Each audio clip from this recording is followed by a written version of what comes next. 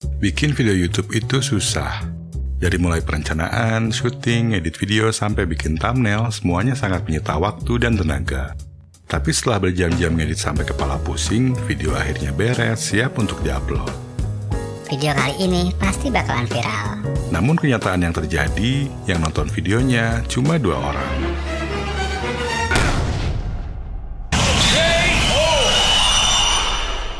Satunya diri kita sendiri, dan satunya lagi sahabat kita. Bagaimana bisa dapat 4.000 jam tayang kalau tiap upload yang nonton cuma 2 orang?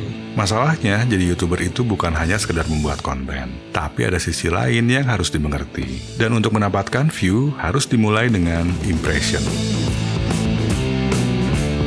Seorang viewer bisa menemukan banyak video di beranda, bagian suggested video, atau dengan melakukan pencarian. Jika thumbnail video kita muncul di salah satu tempat tersebut, maka viewer akan bisa menemukan video kita. Dan inilah yang dinamakan impression, yaitu seberapa banyak thumbnail dari sebuah video ditampilkan di YouTube. Entah itu ditampilkan di beranda, suggested, penelusuran, atau halaman lainnya. Semakin besar jumlah impression yang didapat, semakin besar pula kesempatan sebuah video untuk mendapatkan view yang tinggi. Jadi kalau video kalian kurang mendapatkan view, penyebab utamanya karena video tersebut tidak mendapatkan banyak impression.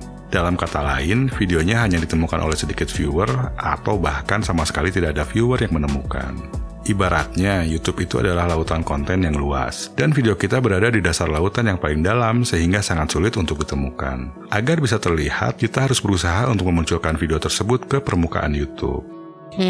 Oke. Terus gimana caranya agar sebuah video bisa muncul ke permukaan YouTube?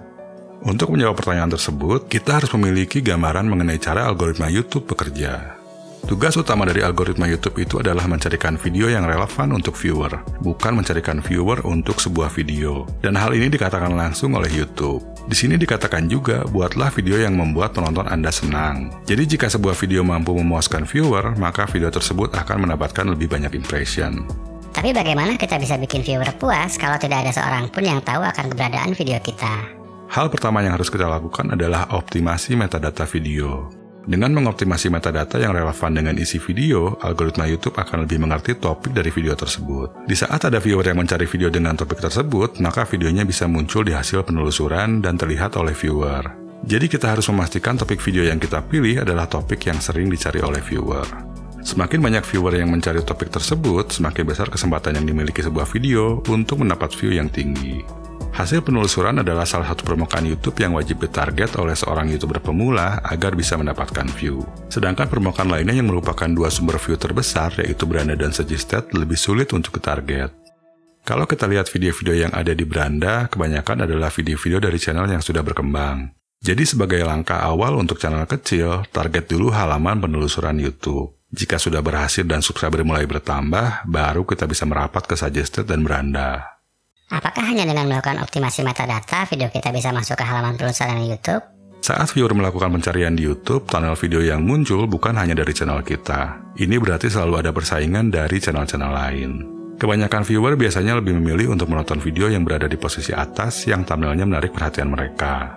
Jadi kita juga harus bisa membuat thumbnail dan title video yang mampu menarik perhatian orang. Memiliki kemampuan dalam membuat video yang bagus bisa jadi percuma kalau kita tidak bisa membuat thumbnail yang bisa menarik perhatian viewer. Viewer yang melihat belum tentu mau ngeklik dan menonton videonya. Jadi optimasi metadata itu hanya memberikan tambahan info untuk algoritma YouTube. Tapi kalau CTR-nya bagus, videonya akan mendapatkan view. Dan jika video tersebut dianggap bisa memberikan kepuasan, maka akan direkomendasikan lagi kepada viewer-viewer lain sehingga impressionnya pun bisa terus bertambah. Salah satu kesalahan fatal yang jangan sampai dilakukan adalah melakukan clickbait. Di thumbnail ada gambar cewek seksi, tapi isi videonya burung semua.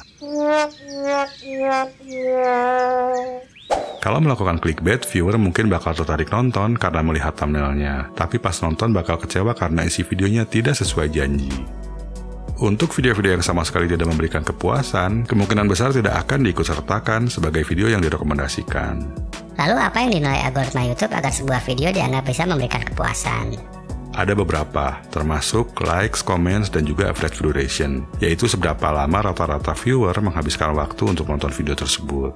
Selain itu, algoritma itu pun akan menilai hal-hal yang lain. Salah satu contohnya jika ada viewer yang memberikan masukan bahwa ia tidak tertarik dengan videonya, maka bisa mempengaruhi nilai kepuasan. Dan YouTube pun sesekali akan menampilkan survei terhadap suatu video. Jawaban yang diberikan viewer di survei ini pun bisa mempengaruhi nilai kepuasan. Watch time atau jam tayang adalah salah satu metrik yang dianggap penting oleh algoritma YouTube.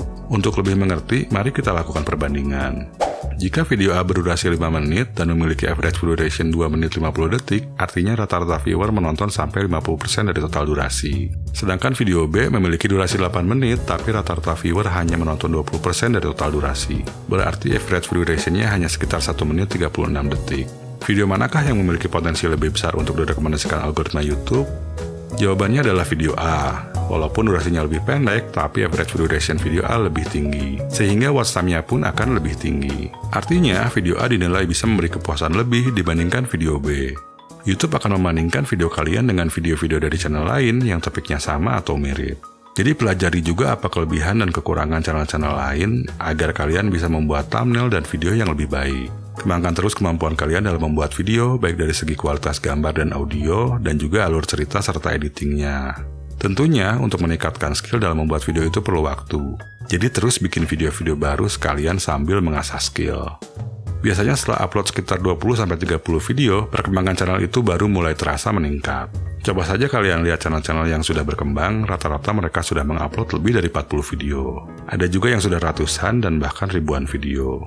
Setiap bikin video, riset dulu topiknya dan pastikan ada peminatnya. Buat video dan thumbnail semenarik mungkin, lalu lakukan optimasi metadata. Dan agar channel lebih cepat ramai, gunakan strategi binge watch. Binge watch itu adalah momen di saat seorang viewer nonton lebih dari satu video di channel kita secara maraton. Jadi selalu buat video yang topiknya berkaitan satu sama lain. Bukan berarti harus sama persis atau berseri, tapi topiknya tidak jauh melenceng. Kalau kalian familiar dengan film-film MCU, semuanya berkaitan walaupun cerita dari masing-masing filmnya itu berbeda. Tapi ada 1-2 hal yang mengaitkan film-filmnya. Dan kita pun tidak harus menonton film-filmnya secara berurutan. Kita tetap bisa mengerti saat nonton film Thor, tanpa harus nonton film Iron Man dulu. Viewer di YouTube itu tidak akan menemukan video kita berdasarkan urutan upload. Jadi video-videonya harus berkaitan, tapi tidak harus ditonton secara berurut. Selanjutnya, kalian pasang link ke video-video yang berkaitan di deskripsi video kalian. Di setiap akhir video, pasang juga end screen ke video yang topiknya berkaitan. Kalian pun bisa memasang link video di komen, terus pin komennya seperti ini.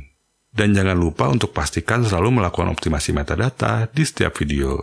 Kalau video di channel kalian sudah mulai banyak, video-video tersebut akan memiliki metadata yang mirip karena topiknya saling berkaitan. Dan YouTube akan mulai memasang video-video dari channel kalian di bagian suggested. Jangan lupa untuk selalu cek YouTube Analytics agar kita bisa tahu apa yang bekerja dan apa yang tidak bekerja untuk channel kita. Sehingga kita tahu apa yang harus diperbaiki. Jadi kalau view-nya sedikit, jangan langsung berkecil hati. Tapi perhatikan performa video kalian, terutama CTR, average video duration, dan juga watch time. Untuk lebih mengerti dalam membaca YouTube Analytics, lanjutkan menonton video yang ada di kiri. Dan untuk mengetahui lebih detail mengenai optimasi metadata dan SEO YouTube, lanjutkan menonton video yang ada di kanan. Sampai jumpa di video selanjutnya.